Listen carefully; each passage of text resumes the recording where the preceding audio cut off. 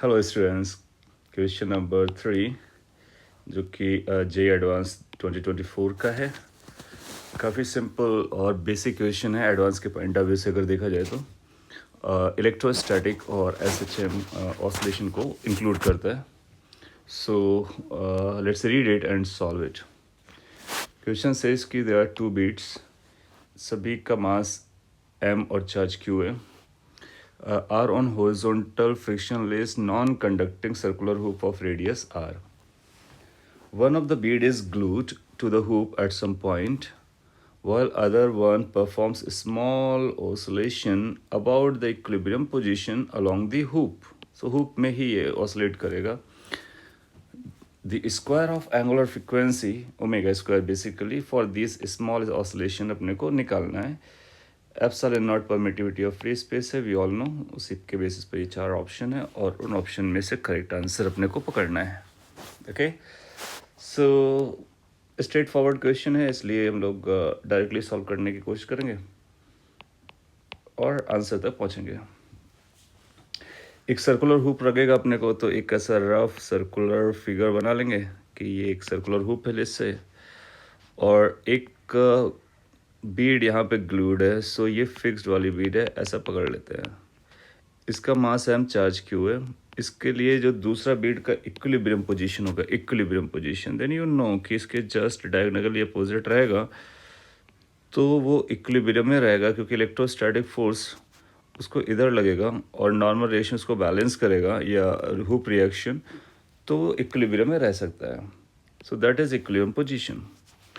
No, अगर इसका centre point यहाँ पर है, इस सेकेंड वाले हुप को अगर हम लोग थोड़ा सा डिस्प्लेस करें, यहाँ पर लेकर के आते हैं, सो फर्स्ट वाले हुप से इस पर जो फोर्स लगेगा वो फोर्स इस डायरेक्शन में जाएगा, in the line, along the line joining the two beads. That's obvious point, isn't it? और जबकि रेडियल डायरेक्शन हमारी ये है और इसका रेडियस आर दे रखा है, तो ये जो फोर्स आएगा, फोर्स, इस फोर्स की वजह से हम देखेंगे एक रीस्टोरिंग फोर्स लगेगा। सो एज्यूम कर लेते हैं कि ये सेंटर से थीटा एंगल पर गया था, थीटा एंगल पर। सो इस बीट के साथ जो रेफरेंस एक्सिस एंगल बनेगा वो θ/2 बनेगा, सर्कल की प्रॉपर्टी से, राइट? सो अगर वो एंगल θ/2 है, so we can use this angles to find कि रिस्टोरिंग फोर्स कितना लगने वाला है। हम लोग जानते हैं कि अगर ये θ/2 है तो ये भी θ/2 रहा होगा। वाई? बिकॉज ये जो आप देख पा रहे हो ये दोनों रेडियस हैं और ये उसका थर्ड साइड है ट्राइंगल का।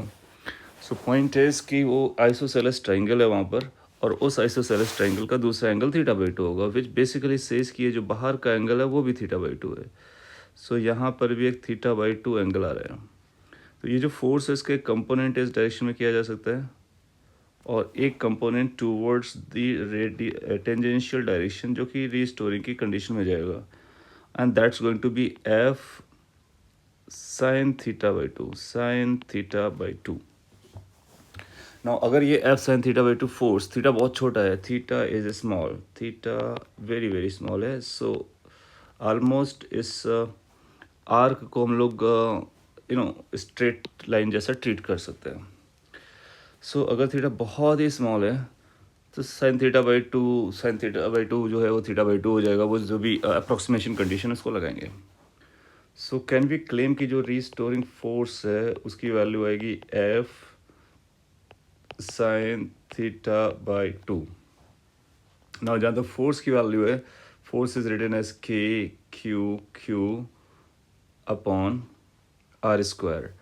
इसका रेडियस, हुप का रेडियस कैपिटल आर है, so let's consider this that distance between this two hoop at that location is small r, तो अपने को लिखना होगा के क्यू अपॉन आर स्क्वायर, ये तो हुआ force into sine θ/2, sine θ/2।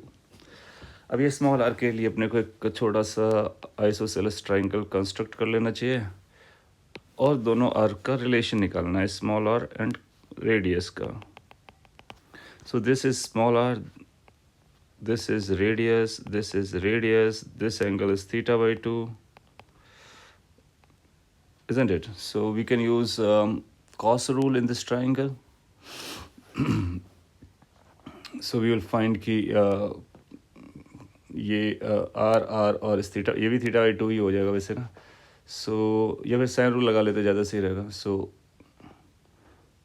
We will writing r divide by sine theta by two equal to small r divided by, इसका ये जो एंगल बनेगा अपोजिट डायरेक्शन में, सो ये थीटा बाई टू मिला करके थीटा हो गया, 180 माइनस थीटा आ जाएगा, तो ये आ जाएगा sine pi minus theta, and we know sine pi minus theta is basically sine theta, so that is r sine theta. यहाँ से स्मॉल आर की वैल्यू ईजिली कैलकुलेट की जा सकती है, that is capital r sine theta divide by sine theta by two ना। और भी इसको लेके चलें तो आर साइन थीटा का टू थीटा का फॉर्मूले से जाएंगे, two sine theta by two cos theta by two, तो two sine theta by two cos theta by two divide by sine theta by two. So finally अपने को small r की value यहाँ से दिखती है कि sign theta by to cancel हो गया, तो स्मॉल आर अपने पास आ रहा है, यहाँ पे मैं लिख देता हूँ small r turn out to be 2 times capital r cos theta by two. तो ये कैपिटल आर के टर्म में आ गया, बस इसको सब्स्टिट्यूट मार देते हैं। सो वी विल फाइंड कि F R restoring force is coming as के Q square sine theta by two, ये तो अपसेट पहले से ही था, डिवाइडेड बाई आर स्क्वायर के प्लेस पे बन जाएगा 4 times R square cos square theta by two. So this is the formula that another bead is going to experience when you disturb from its equilibrium position by certain angle. Now theta बहुत छोटा है तो उस condition को follow कर लेंगे, तो उस केस में आप पाओगे कि साइन थीटा बाई टू बन जाएगा और cos square theta by two approximately 1 को अप्रोच करेगा। So that turn out to be basically K Q square by 4 R square into theta by two. थोड़ा और आगे बढ़ते हैं तो restoring force is equal to K की वैल्यू 1/4 पाई एप्सिलॉन नॉट होती है, तो 4 60 इंटू 2 32 हो जाएगा। So that turn out to be like q square divide by 32 pi epsilon naught r square into theta. Now theta और ये theta ये triangle, तो उसको थीटा को हम लोग रेडियस आर्क वाले रिलेशन से कन्वर्ट कर सकते हैं। So this will be equal to q square divide by 32